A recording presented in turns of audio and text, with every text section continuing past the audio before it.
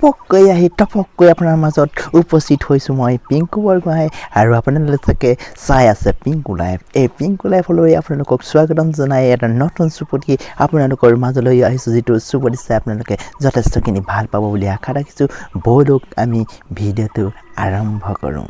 আৰু এটা breaking news আহিছে। এই লকডাউনৰ ফলত যি বন্ধৰ প্ৰভাৱ পৰিছে, বন্ধৰ প্ৰভাৱৰ ফলত ৱাইন শ্বপ খোলা নাই, গতিকে ৱাইন শ্বপ নোখোলাৰ বাবে কেইবাজনো মদাহী মৃত্যু হৈছে বুলি আমি গম পাইছোঁ। তাৰে 7জন আপোনাৰ আত্মহত্যা চুইচাইড কৰি পিনি মৃত্যুবৰণ কৰিছে। তাৰে 2জন ঘৰুৱা পৰিস্থিতিত খাবলৈ গৈ ঘৰুৱা কিছুমান অসুবিধাৰ কাৰণে তেখেত মৃত্যুবৰণ কৰিবলগীয়া হৈছে। বাহিৰত থকাৰ কাৰণে তেওঁৰ গোটেই ৰাতিটো ঠাণ্ডাত থকাৰ বাবে তেখেতৰ মৃত্যু হৈছে বুলি আমি গম পোৱা গৈছে। আৰু 2 নম্বৰতে আমাৰ যি অসমত ব্ৰইলাৰ দাম বাঢ়ি গৈছিলে, সেই ব্ৰইলাৰ দামো বৰ্তমান এতিয়া কমিবলৈ দেখা গৈছে। এই ব্ৰইলাৰ দাম বৰ্তমান গৈ পানি 50 টকা 60 টকাৰ ভিতৰত পোৱা গৈছে। যিটো ব্ৰইলাৰ দাম 200 টকা আছিলে, বৰ্তমান এতিয়া 60-70 টকাৰে আপোনালোকে কম খৰচতে বা কম দামতে আপোনালোকে ব্ৰইলাৰ পাব।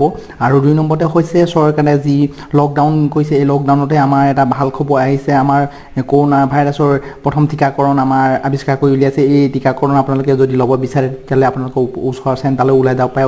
ওচৰৰ চেণ্টাৰলৈ ওলাই গ'লে মানে পুলিচ প্ৰশাসনে আপোনালোকক টীকাকৰণ ফ্ৰীকৈ দি আছে। গতিকে আপোনালোকে যদি ঘৰত এতিয়াও সোমাই আছে, গতিকে অতি সোনকালে গৈ পিনি পুলিচৰ যি টীকাকৰণ ফ্ৰীকৈ দি আছে, সেই টীকাকৰণ ল'ব বুলি মই আপোনালোকলৈ অনুৰোধ জনাইছোঁ।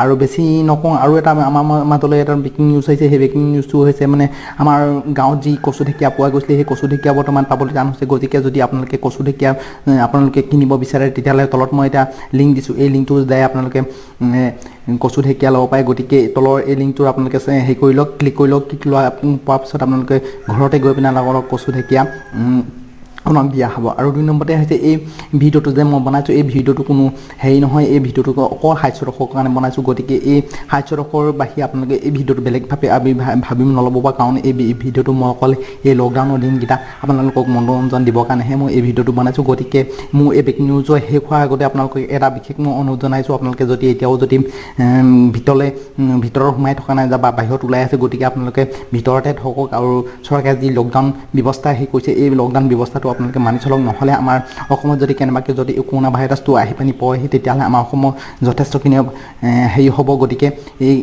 এই সুবিধাখিনি আমি যাতে ল'ব লাগে। আমাৰ যি এতিয়ালৈকে অসমত বা এতিয়ালৈকে মণিপুৰ আৰু মিজোৰামত যি এজন কৰোণা হেৰি দেখিবলৈ পোৱা হৈছে, আমাৰ অসমত বৰ্তমানলৈকে এজনো পোৱা যোৱা নাই। গতিকে এইটো এটা আমাৰ কাৰণে ভাল খবৰ। গতিকে আপোনালোকে ঘৰৰ ভিতৰতে চৰকাৰে যি লকডাউন ব্যৱস্থা কৰিছে, এই লকডাউন ব্যৱস্থাটো মানি চলে।